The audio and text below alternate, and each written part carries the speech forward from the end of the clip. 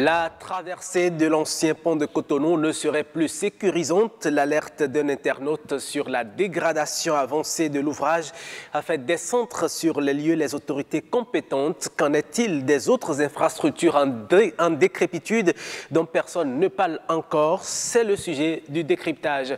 Au cours de la semaine, on a célébré la journée internationale des télécommunications. En dossier de la semaine, nous parlerons des enjeux et opportunités des télécommunications pour la jeunesse et le développement. Mesdames et messieurs, bonjour et bienvenue à Wikeko. Le mini-journal, c'est tout de suite avec Estelle Espérance Ropazo.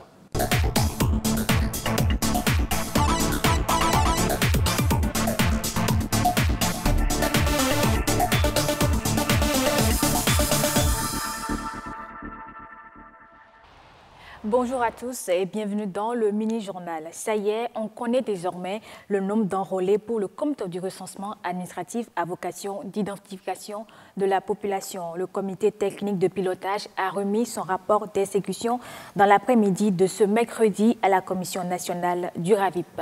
Amitié Sabidi Rock à Koyeno.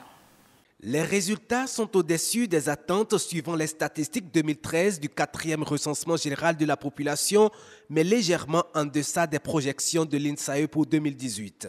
Sur 10 8 749 personnes attendues selon le 4e recensement général, 10 354 655 ont été enrôlés dans le cadre du RAVIP, soit un taux de réalisation de 103,42%. Les 103% suppose qu'il n'y a eu ni naissance ni décès par rapport aux statistiques RGPH4 de 2013. Mais la projection de la population du Bénin par l'INSAE en 2018 s'élève à 11 8 000 personnes. Si on considère cette projection, ça veut dire que le pourcentage de recensement est de 94,63%. Un résultat que salue l'équipe technique de pilotage qui aurait pu atteindre la barre des 100%.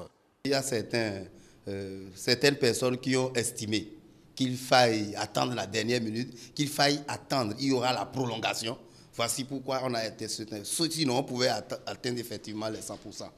Les travaux de dédoublonnage ont aussi permis de détecter plus de 2000 dossiers complexes à étudier et plus de 20 000 déclarés invalides. L'opération a par ailleurs révélé que plus de 2 millions d'enrôlés n'ont pas d'acte de naissance, un véritable problème à corriger.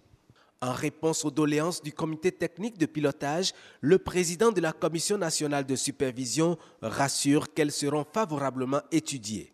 Conformément aux déclarations du président de la Commission nationale, j'ose croire que pour ceux qui n'ont pas pu se faire enrôler à la phase initiale, l'occasion leur sera offerte par le gouvernement de se faire enrôler dans une phase dite normale.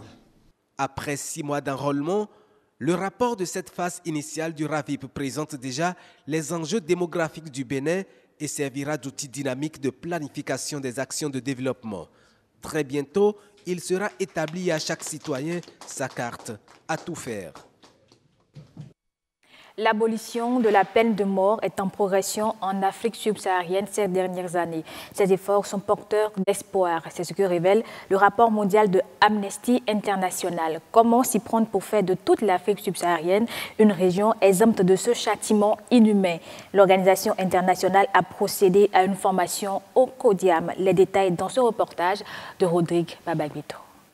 Il n'y a que 20 pays en Afrique subsaharienne à être abolitionnistes pour tous les crimes actuellement. Il reste encore 29 pays à les conquérir. Et la tâche s'annonce ardue. Le nombre d'exécutions et de peines de mort recensées à travers le monde a diminué, mais les motifs d'inquiétude persistent. Solution trouvée par Amnesty International, formée sur le plaidoyer pour une abolition de la peine de mort dans tous les pays de l'Afrique subsaharienne, à l'image du Bénin.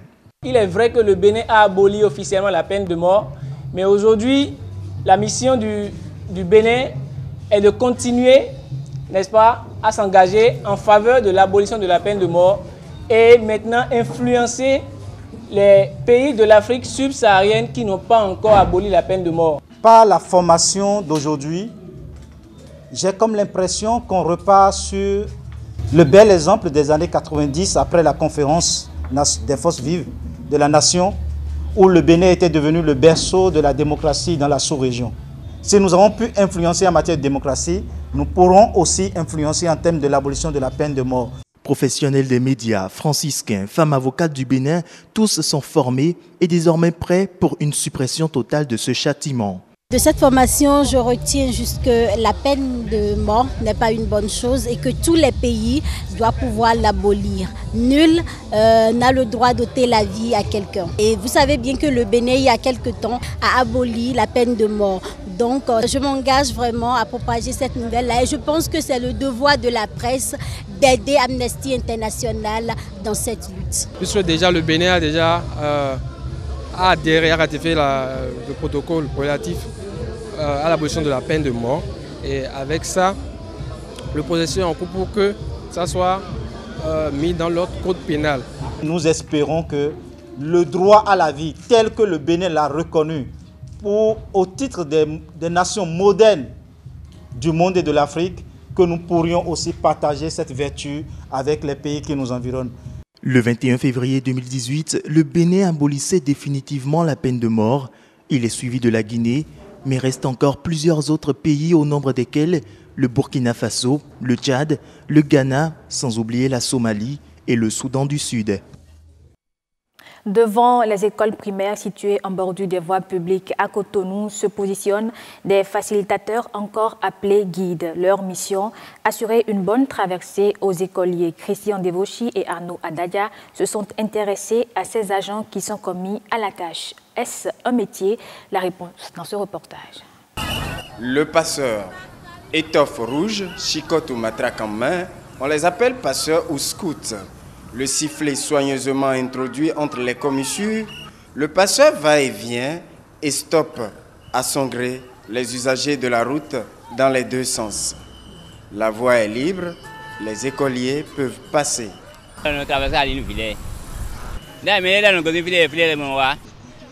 J'aide les gens à traverser la voie pour éviter les accidents.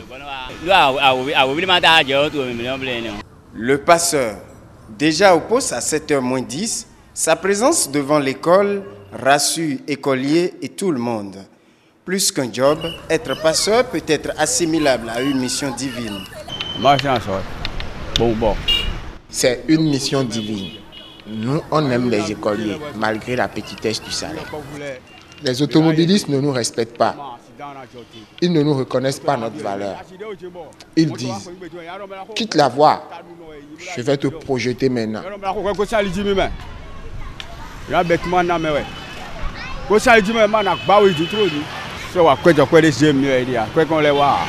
Le passeur, pauvreté et accidents font partie des risques liés au métier.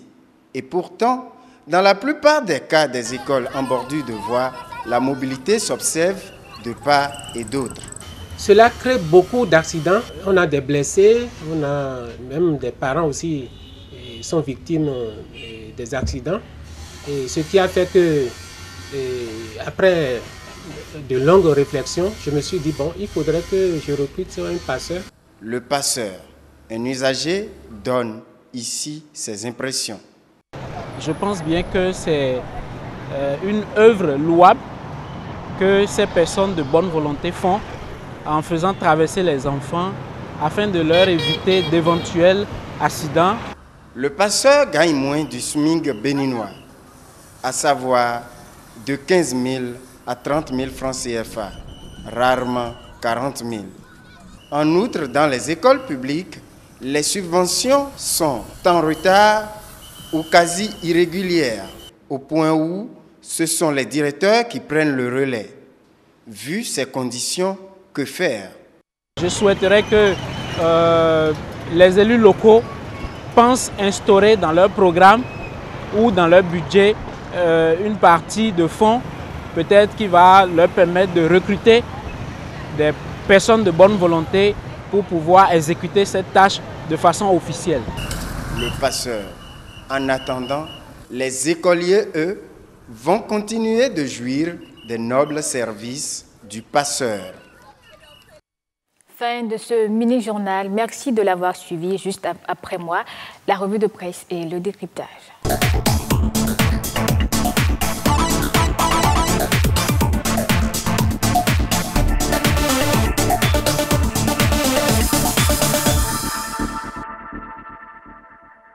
Merci à vous, Estelle Pazot. Juste après vous, justement, la revue de presse réalisée par Herman Améga.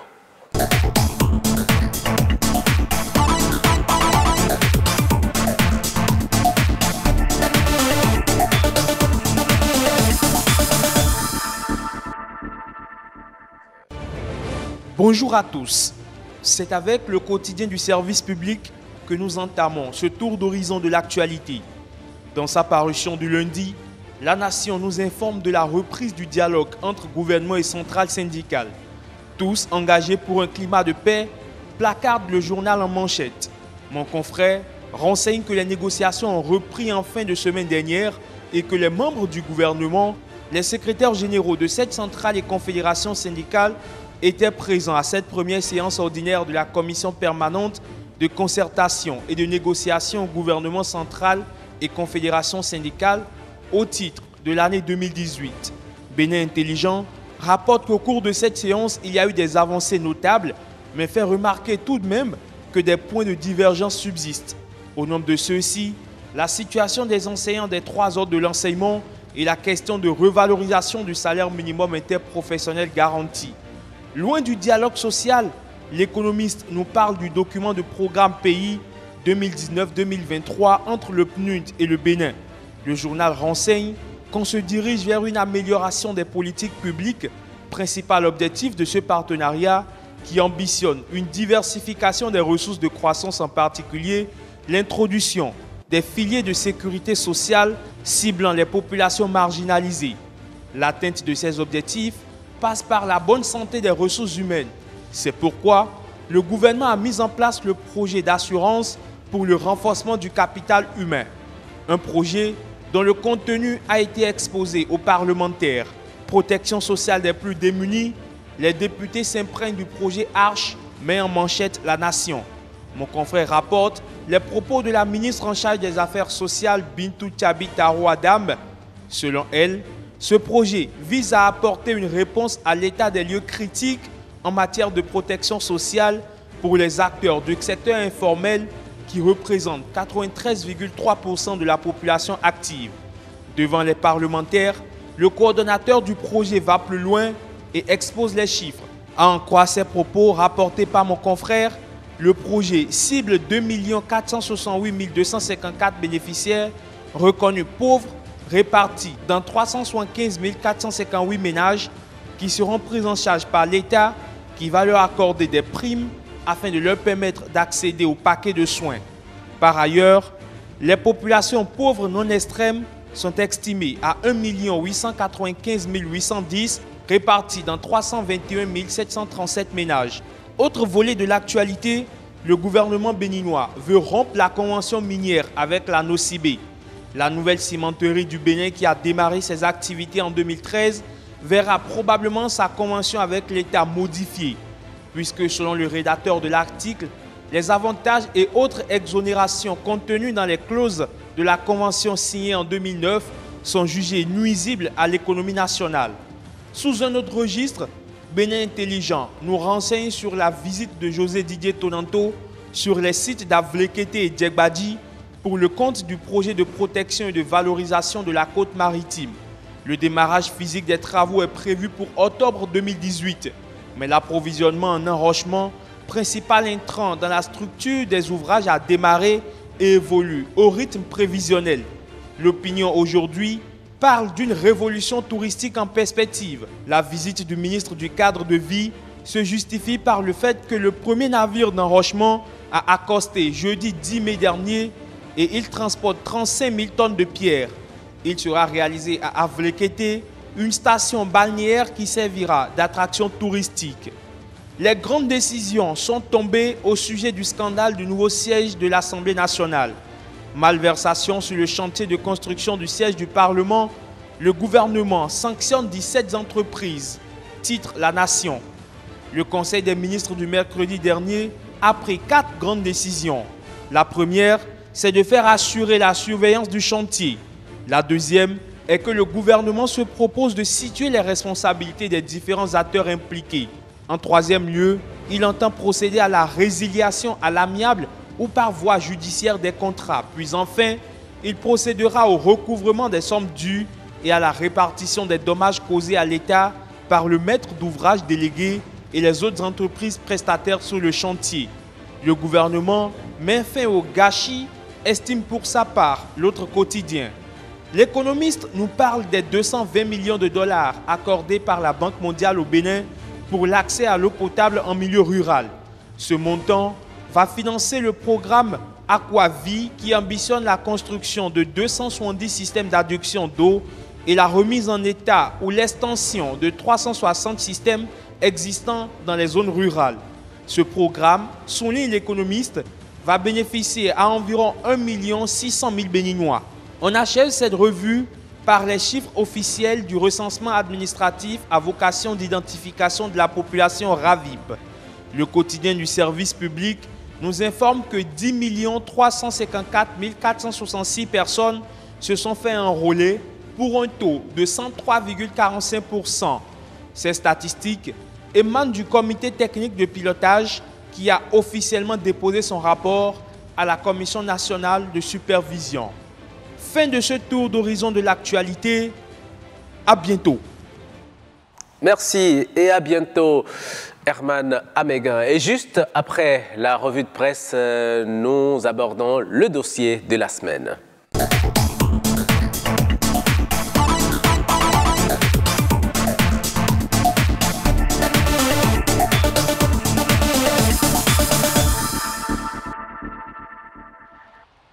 Jeudi dernier, c'était la journée internationale des télécommunications, un secteur en plein essor, un secteur pourvoyeur d'emplois également. Mais comment dénicher des opportunités dans ce secteur? Nous en parlerons tout à l'heure. Mais avant, suivons ce reportage réalisé par Patrick Adjaboudjou. Des étudiants en première année de formation en ingénierie des technologies de l'information et de la communication. Ces futurs ingénieurs télécoms et réseaux sont fiers de se faire former dans ce domaine. La technologie est une passion pour moi. J'aime tout ce qui concerne les trucs techniques, les ordinateurs, l'Internet, un peu de tout. J'ai toujours été fasciné par le transport de l'information d'un point A vers un point B. Depuis ma tendre enfance, c'est quelque chose qui m'a beaucoup marqué et j'ai choisi les télécoms pour pouvoir percer le secret qui était derrière cette transmission. J'ai la conviction que les années prochaines, la télécommunication aura des ingénieurs et des techniciens aptes pour la faire émerger dans notre pays. Les télécommunications, un secteur qui innove en permanence et attire de plus en plus d'investisseurs à l'aide du numérique. Dans les écoles d'ingénieurs télécoms et réseaux, les diplômes de fin de formation des cycles 1 et 2 sont la licence et le master. On commence par 2 années de classe préparatoire qui est une formation intensive en sciences. 2 années de classe préparatoire qui correspondent aux 2 premières années de licence. 1 année de licence en génie télécom et TIC. La licence en multimédia Internet et communication que nous appelons MIC, comme la licence en communication digitale, comme nous l'appelons DC, etc. Et 2 années de master. Nous recrutons au niveau des bacs scientifiques, bac C, bac D, bac F, etc. Pour être admis dans les écoles d'ingénieurs des télécommunications, il faut avoir certains prérequis. Il faut avoir le sens de l'innovation. Il faut d'abord que le jeune montre son autonomie et sa vision. Nous acceptons difficilement des étudiants qui viennent et qui disent « je veux le faire parce que papa le veut ». Il faut qu'il soit motivé, il faut qu'il ait envie de créer et il faut que les télécommunications lui plaisent. Sur le marché de l'emploi, les ingénieurs en télécommunications figurent en tête des profils les plus convoités. Ils sont recherchés, entre autres, par les entreprises de services numériques, les start-up qui développent des applications mobiles et appareils high-tech. Les NTIC, c'est ce qui est en vogue, c'est ce qui se développe avec la plus grande vitesse, donc c'est un marché qui est très prometteur. J'espère qu'en terminant ma formation, en télécom, j'aurai du boulot et je serai aussi très bien payée. Il n'y a aucune entreprise, aucune structure d'État, aucune organisation villageoise que vous voulez, quel que soit le cas, qui n'ait pas besoin de communication aujourd'hui. Ça veut dire que celui qui sort d'ici aujourd'hui, il est capable de travailler dans tout. Il travaille dans le secteur des télécommunications chez les opérateurs. Mais ce ne sont pas les opérateurs qui absorbent aujourd'hui la plus grande partie, ce sont les banques, ce sont les assurances, ce sont les hôpitaux, etc., etc. Si le numérique est en train d'envahir tous les secteurs d'activité, il n'en demeure pas moins que le Bénin dispose très peu d'écoles en télécommunications et réseaux. Un défi à relever. Oui, effectivement. Et nous recevons un ingénieur pour en parler. Il s'appelle, vous le connaissez, hein? Noah Agbafa Padonou, bonjour. Bonjour Roch. Merci d'avoir accepté spontanément notre invitation. Tout le plaisir est malgré votre agenda très chargé. Infiniment merci à vous. Vous avez suivi rapidement ce reportage réalisé par Patrick Adjaboudou qui est sur ce plateau avec moi. Mais dites-moi déjà, pendant que le reportage passait, vous semblez avoir quelques réactions. Oui, quelques réactions. Quand j'ai entendu l'interviewé, oui. Je vais parler beaucoup plus de la femme ou de la fille qui disait j'espère que quand je vais finir, je vais trouver un boulot. J'ai tout de suite tiqué. On ne va pas à l'école pour aller chercher boulot, mais pour créer plutôt boulot. Il faut que cette mentalité change chez nous. Eh bien, nous allons en parler plus en profondeur tout à l'heure. Patrick, bonjour. Bonjour, Roch Akoini. Oui, vous étiez sur le terrain, vous avez réalisé ce reportage et puis c'est avec vous, je reçois Noah Agbafa. Tout à fait. Nous sommes heureux d'être sur ce plateau avec une personne ressource du domaine des technologies de l'information et de la communication. Jeudi dernier, c'était le 17 mai, le monde entier a célébré la journée internationale des télécommunications et de la société de l'information. Au Bénin, est-ce que vous, personnellement, vous avez pris part à un événement marquant la célébration de cette journée? Je l'avoue que non. Je ne sais même pas si les radios ont eu souvenance de cette journée. Je ne sais même pas si les télés en ont parlé. Non, les télés en ont parlé.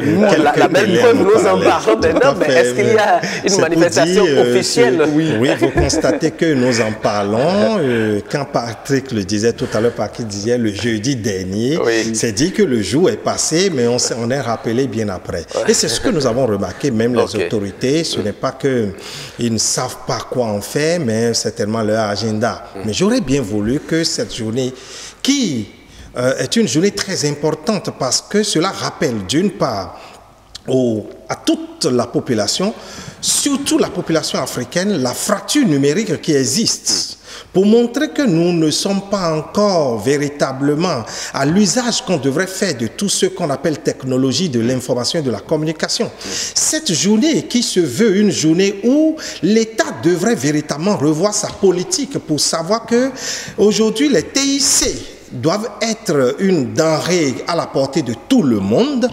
Cette journée qui devrait être une journée pour repenser véritablement ce que nous appelons TIC et voir les limites de cette TIC pour voir est-ce que, puisque cette année, pendant qu'on est en train de parler de l'intelligence artificielle, est-ce que cela n'est pas un handicap en réalité pour tout ce qui est social, économique, éducatif ou même de l'agriculture dans tout. Donc c'est en réalité une journée qui devrait amener l'État, principalement l'État, à véritablement voir par rapport à l'horizon, puisque c'est ce qui est dit, par rapport à l'horizon 2030, qu'est-ce qu'on fait pour atteindre l'objectif des ODD en 2030 Donc ce n'est pas une journée qui devrait passer inaperçue. Alors vous pensez qu'il y a un désintérêt autour des télécommunications au Bénin? Un désintérêt, le mot me paraît trop fort. Je dirais peut-être qu'il y a moins d'élan vert. Je ne dirais pas qu'un désintérêt, parce que vous savez, lorsqu'on a pensé même à un ministère de l'économie numérique, alors on ne dira pas qu'il y a un désintérêt. Mais vous comprenez que, comme je le disais, la fracture elle est très grande. Et il y a tellement à faire qu'on peut peut-être ne pas avoir le réflexe de commémorer toutes les journées internationales relatives au TIC. C'est peut-être sous cet angle que je le place. Et pour en venir à l'angle du sujet qui nous réunit ce matin, qu'est-ce que c'est que les télécommunications? Les télécommunications sont, comme vous l'entendez, déjà télé, pour dire distant, communication. Donc, c'est tous les outils, toutes les techniques, toutes les machines, toutes les applications qu'on peut utiliser pour favoriser la communication à distance. Donc, c'est d'abord de notre télégramme, en passant par les satellites, en passant même, bien sûr, j'ai déjà eu le temps de passer par les diffusions audiovisuelles, jusqu'à l'Internet aujourd'hui. C'est ça en réalité, télécommunication. Donc c'est tous les outils possibles, toutes les machines, toutes les applications qu'on peut utiliser pour pouvoir favoriser la communication télé, dans la communication à distance. Cette année, le thème de la journée est, je cite, vers une utilisation positive de l'intelligence artificielle pour tous. Que vous explique ce thème et est-ce que le Bénin se retrouve là-dedans? Vers une utilisation positive de l'intelligence artificielle, et cette fois-ci, cette intelligence artificielle qu'on utilise pour tous. Oui. Vous comprenez, quand nous parlons d'intelligence artificielle, nous parlons de tous les outils, nous parlons de toutes les techniques, nous parlons de toutes les machines qu'on peut utiliser pour favoriser, pour permettre à l'homme, pour substituer l'intelligence humaine. Donc, vous comprenez que quand nous parlons de substituer l'intelligence humaine, cela montre un caractère relativement péjoratif. C'est comme des robots ou bien quoi? Exactement. Ouais. Donc, vous comprenez que c'est dans notre activité quotidienne, on veut amener une intelligence qui n'est pas humaine. On veut substituer l'homme. Alors, lorsqu'on peut substituer l'homme, vous comprenez que tout de suite, l'économiste vous dira, mais ce n'est pas bon. Celui qui est dans l'agriculture dira, moi, je dois être présent. Donc, vous comprenez qu'il faut nécessairement une utilisation positive de cette intelligence artificielle. Puisqu'il y a substitution de l'homme. Lorsqu'il y a substitution de l'homme, tout de suite on dit il n'y aura pas d'emploi. D'accord. Et quelle utilisation en faisons-nous aujourd'hui, selon vous, votre constat? Au Bénin? Oui, au Bénin. Au Bénin particulièrement, lorsque nous parlons de l'intelligence artificielle, nous parlons principalement des théories, donc des process, et nous parlons des machines. Au Bénin particulièrement, le Bénin, compte tenu de notre faible financement des innovations technologiques, de notre faible financement des recherches scientifiques, le Bénin est beaucoup plus présent dans les développements de théories, dans les développements de process, donc dans le développement d'applications, beaucoup moins dans les développements de machines. Donc lorsque nous parlons d'intelligence artificielle au Bénin, c'est beaucoup plus. Vous allez voir, il y a énormément de Fab Labs aujourd'hui, dont des clubs de jeunes, des clubs de développeurs qui développent des applications pour favoriser, pour faciliter la vie dans tel ou tel autre domaine. Vous voyez, aujourd'hui, nous pouvons payer par mobile money. Tout à fait. C'est de l'intelligence artificielle. Aujourd'hui, vous voyez, par exemple, aujourd'hui, il y a tellement d'applications. Il y a des applications de covoiturage. Il y a énormément d'applications aujourd'hui. Déjà ici au Bénin? Mais oui. Vous prenez Vrombis. Vrombis, par exemple, c'est une application béninoise qui fait de covoiturage, même de comoturage. Donc, vous pouvez chercher même Zeb. Vous voyez? Donc, il y a beaucoup d'applications qui sont développées par des jeunes aujourd'hui et qui favorisent l'intelligence artificielle, mais on est moins présent au niveau des machines. Et dites-nous, vous disiez tantôt application, fabrication. Pour en arriver à une fabrication, il faut avoir fait la formation. Au Bénin, est-ce qu'il existe des écoles qualifiées et reconnues par l'État qui donnent des formations pour des ingénieurs de télécom et réseau? Ben oui, nous avons beaucoup d'écoles au Bénin. Nous avons beaucoup d'écoles. Nous en avons de spécialisées même. Tout à l'heure, vous avez fait votre reportage, certainement dans une école spécialisée que je connais très bien. Mais nous avons beaucoup d'autres universités qui, c'est vrai, ont d'autres disciplines, peut-être sont en économie, sont en communication, sont en toute autre discipline, toute autre filière, mais qui ont aussi des filières télécommunications, des filières liées aux TIC dans leur process, dans leur programme. Donc nous avons beaucoup d'écoles, nous avons beaucoup d'universités qui enseignent les technologies de l'information et de la communication au Bénin. On comprend aisément, hein, selon vos explications, les enjeux des télécommunications, mais aujourd'hui, quelles sont les opportunités qui s'offrent à la jeunesse? On a suivi des jeunes qui sont dans des écoles de formation en télécommunication. Aujourd'hui, si on vous consultait en tant qu'expert, on vous demandait quelles sont les opportunités qu'offrent aujourd'hui les télécommunications, que leur répondez-vous? Je vous dirais tout simplement que c'est le seul domaine au Bénin où on ne peut jamais chômer. Je vous choque. Dis donc. À la limite. C'est le seul domaine au Bénin où on ne peut jamais chômer. Mais pourtant, vous avez dit qu'on est encore à l'étape de la théorie. Oui, par rapport à notre évolution, quand je parle de théorie, je ne parle pas du verbiage. D'accord. Je parle d'application. Et tous ces jeunes, lorsqu'ils fabriquent les applications, c'est des entreprises qui sont créées. Parce qu'une application est toute une entreprise. Ça génère vraiment de ressources pour cette... Et il y a beaucoup de personnes qui travaillent autour de celui qui a créé l'application. Vous voyez, je prends même la formation basique, l'opération de saisie. Vous avez nécessairement besoin d'une secrétaire ou d'un secrétaire chez vous qui aurait fait l'opération de saisie. Tout ce qu'on fait aujourd'hui, tout est numérisé aujourd'hui. Même la communication aujourd'hui n'est plus une communication traditionnelle. Tout ce qu'on fait, même un menuisier aujourd'hui est appelé à aller chercher des images sur Internet. Donc aujourd'hui, c'est un domaine dans lequel, lorsque vous avez fait la PAO, vous avez fait la maintenance informatique, regardez le nombre d'ordinateurs aujourd'hui. Il y a plus de maisons, presque plus de maisons aujourd'hui, il n'y a pas un seul ordinateur. Dites-nous rapidement, quelles sont les séries qui donnent accès à cette formation et quels sont les débouchés? Quand je suis ingénieur, je finis dans quelle entreprise? Lorsque je finis ingénieur, quand nous parlons de TIC en général, il faut comprendre qu'il y a plusieurs filières. Il y a beaucoup de filières. Je prends par exemple, il y a ceux qui font les programmations. Je prends les basiques. Ceux qui font les développements. Développement, je peux faire du développement d'applications. C'est ceux qui créent les applications. Une petite boutique. Vous savez, je raisonne beaucoup plus en création d'entreprise et non en termes de débouchés où on ira chercher emploi. Lorsque vous voyez par exemple un jeune qui a fait développement de site internet, au Bénin, une enquête a montré que nous sommes à 1,1% de sociétés au Bénin qui disposent de sites internet. Comment dans cet environnement je peux faire le développement d'applications web et chômer? Lorsque vous prenez par exemple ceux qui font le développement d'applications desktop, donc d'applications qu'on peut installer, regardez le nombre de boutiques, de prêt-à-porter et autres, de magasins qui ont besoin d'une application de stock, de gestion de stock. Je ne peux pas faire cette formation et chômer. Regardez par exemple quelqu'un, quand nous parlons de télécommunications, avec aujourd'hui le vol qui va grandissant compte tenu du développement de nos villes, mais regardez juste une petite formation de pose de caméra. Est-ce que je peux faire cette formation, être très bien formé, disposant des ressources et chômer? Ce n'est pas possible.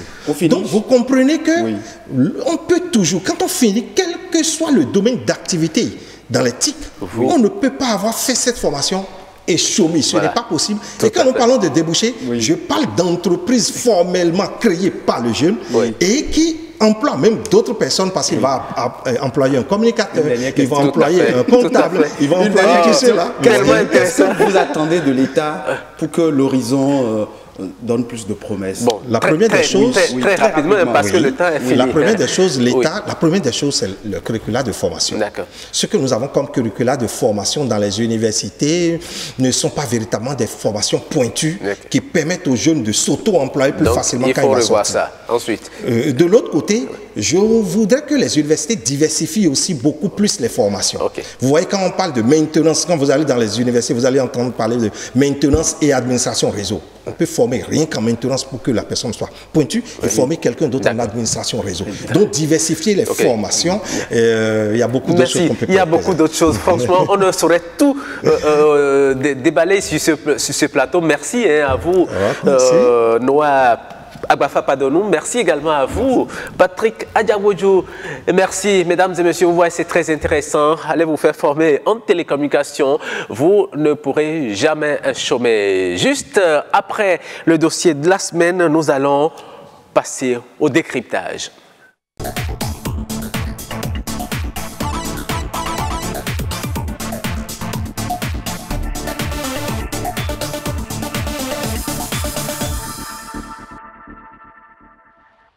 Et oui, en décryptage, nous parlons de la dégradation de ces infrastructures publiques, notamment de l'ancien pont de Cotonou qui est en dégradation avancée. Mes invités m'ont rejoint déjà. Bonjour, chers confrères.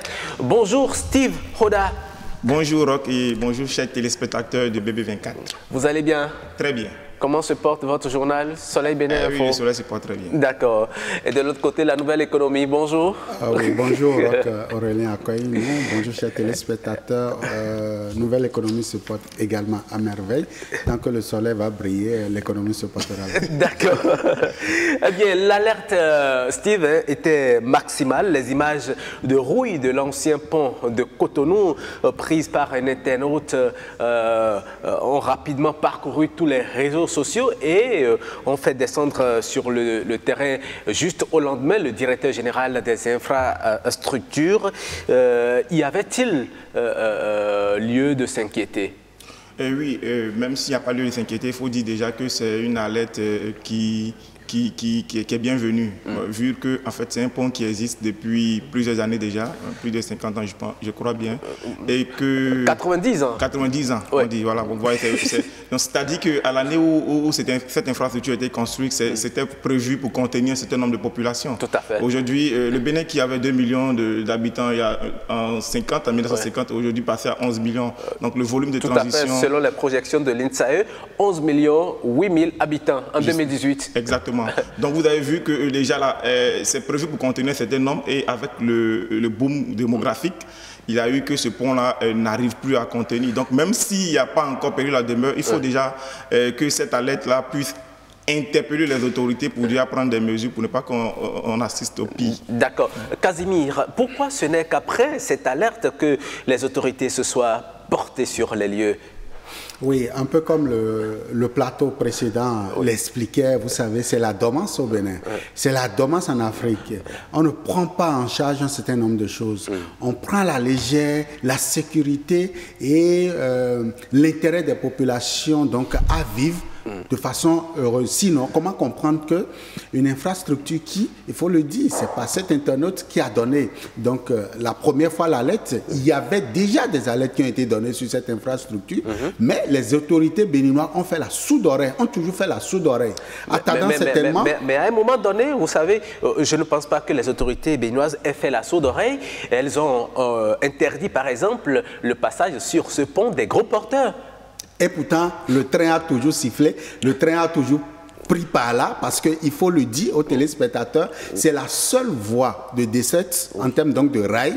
Pour donc rallier la partie, si j'ose dire, est donc de Cotonou, pour dire la zone industrielle de Cotonou, la zone d'Akpakpa, jusqu'à même la hauteur donc de Porto-Novo. C'est la seule voie aujourd'hui qu'empruntent donc les rails pour véritablement desservir tout le pays. Il faut dire que le train continue pas à aller chercher donc des marchandises au niveau donc d'Akpakpa, au niveau donc de Semepodji et à la hauteur.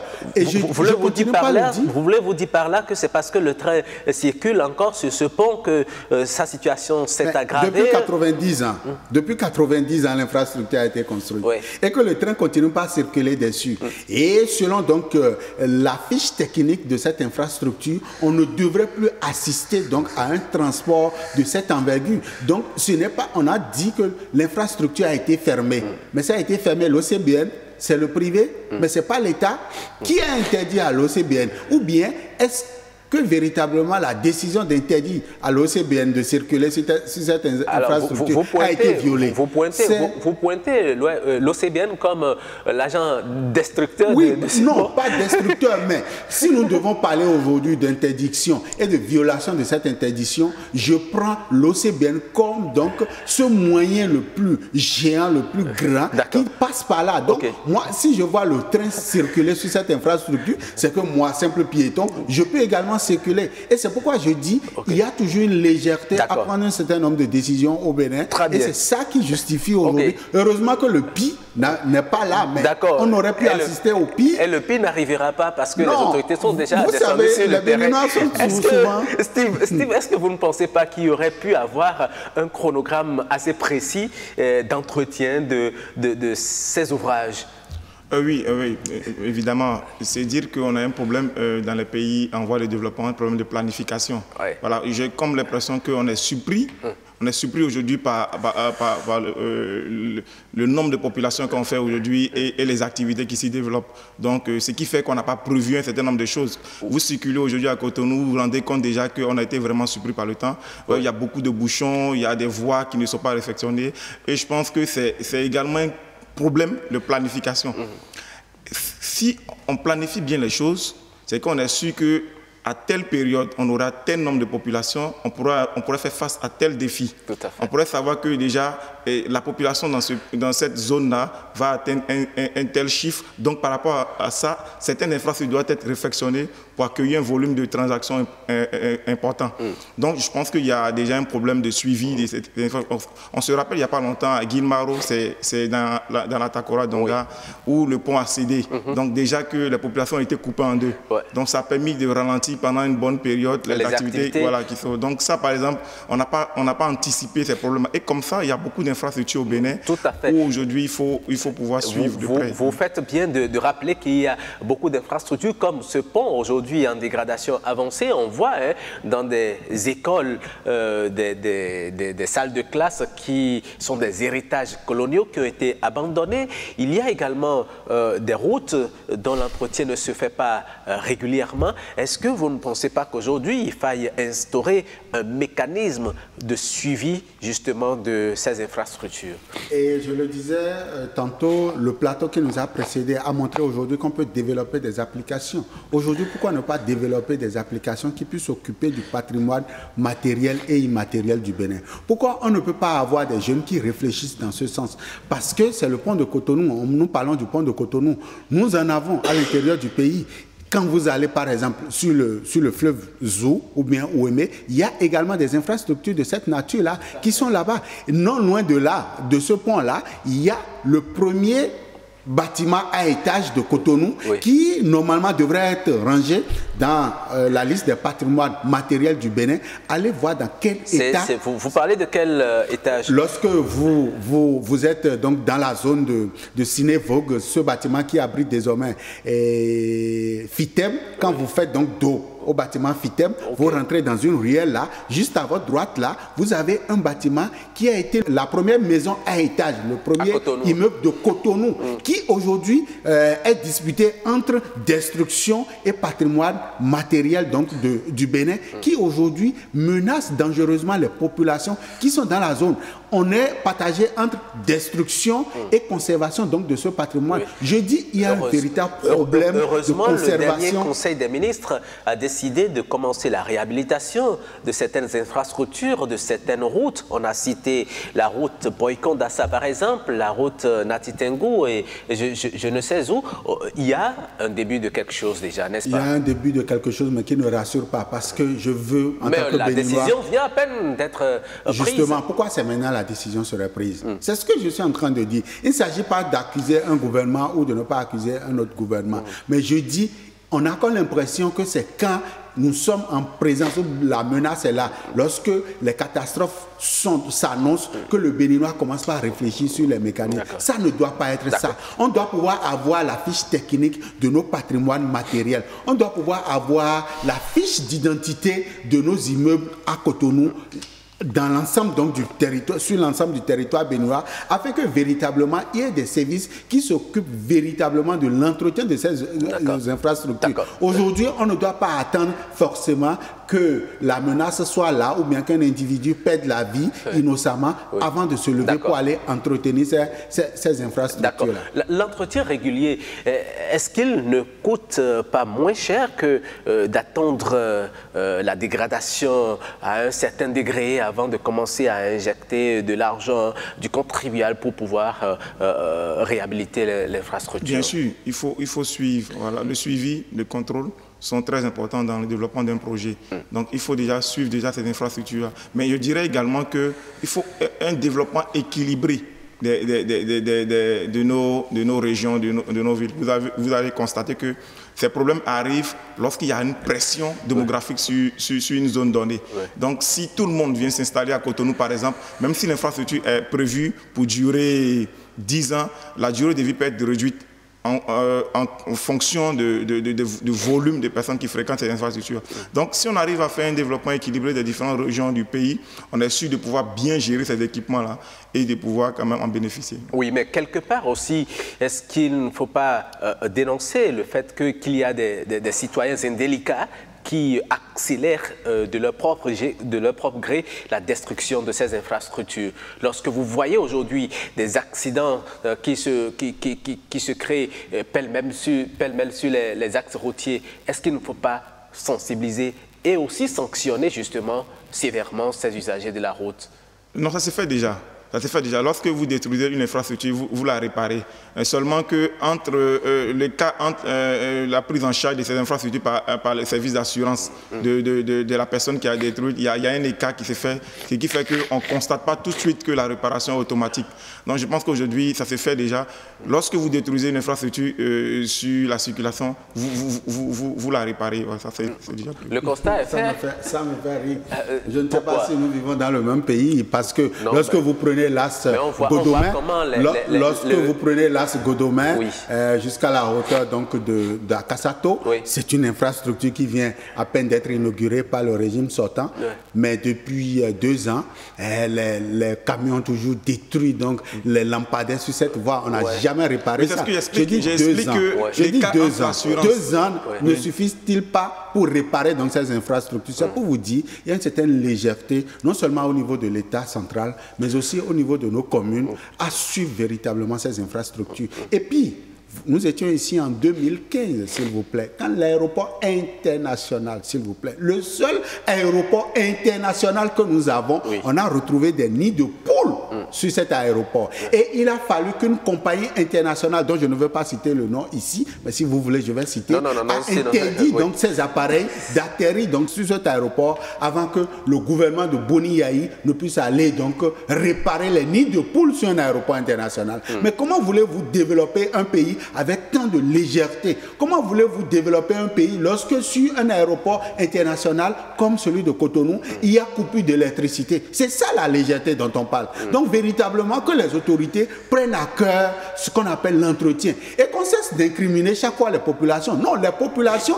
les usagers de la route ont pour obligation d'emprunter ces infrastructures, et pendant que vous êtes en train de circuler, il peut arriver que vous fassiez des accidents. Il peut arriver que par légèreté vous fassiez des accidents. Mais il revient maintenant à l'État et aux structures de réparer le temps que mais vous on a comme posé. l'impression ici que parce qu'on connaît, on est ami au maire, on est ami au premier agent au maire, ou bien au technicien de ci et de ça, ou bien on est ami peut-être à un ministre, il y a une certaine légèreté, ou bien parfois même c'est des moyens de déplacement de ces autorités-là qui dégradent les infrastructures. Il y a forcément une certaine légèreté à entretenir les infrastructures que vous et moi avons donc participer à la réalisation. Très bien.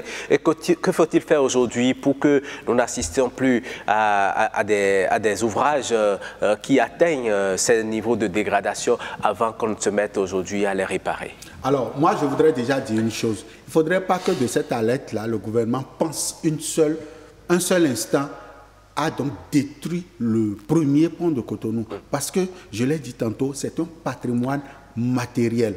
On va interdire peut-être la circulation. On va peut-être chercher des moyens financiers pour réparer, pour remettre cela en état. Pour que véritablement ça puisse nous servir. Mais si les études techniques prouvent qu'il faut détruire pour... Non, ce serait véritablement dommage parce que cette infrastructure a une histoire, a un nom. Et il faut véritablement ici que la postérité puisse se retrouver mieux. Le tourisme, cette infrastructure aujourd'hui peut servir de tourisme. Donc véritablement qu'on trouve les mécanismes par lesquels on va donc récupérer cette infrastructure et non détruire cette infrastructure. Et au-delà, les autres infrastructures qui donc passent l'âge du centenaire soient véritablement récupérées pour que nous ne détruisions pas nos infrastructures, mais que nous les entretenions pour véritablement pouvoir les faire profiter de ça à nos petits-fils. Merci à vous, Casimir Pédio. Steve Oda, votre mot de fin, que faut-il faire aujourd'hui? Il faut déjà cartographier toutes ces infrastructures-là qui aujourd'hui ont pris de l'âge pour pouvoir faire un meilleur suivi. En plus, il faut dire qu'il ne faut pas tout confier aux politiques, parce que dans les pays en voie de développement, tout est confié aux politiques. Et je pense que les autres acteurs ne participent pas vraiment. Donc, il faut une participation citoyenne. Donc, ce sont les citoyens qui doivent veiller également et alerter, comme a fait cet internaute. Tout à fait. Merci à vous, Steve Oda. Merci également de nous avoir suivis. Ça se passe ici, comme ça, sur Wikeco, cette émission hebdomadaire d'analyse et de décryptage de l'actualité en rapport avec l'économie et le développement. Merci à tout un chacun de vous. C'est fini pour cette émission. Toute l'équipe de réalisation, de préparation se joint à moi pour vous dire merci. Prenez le prochain rendez-vous sur BB24 le dimanche à partir de 11h, rediffusé le soir à 23h. Vous pourrez également suivre cette émission sur le www.ortb.bj. Sachez que chaque jour est une opportunité et que vous devez saisir la vôtre dès maintenant. Au revoir et à bientôt.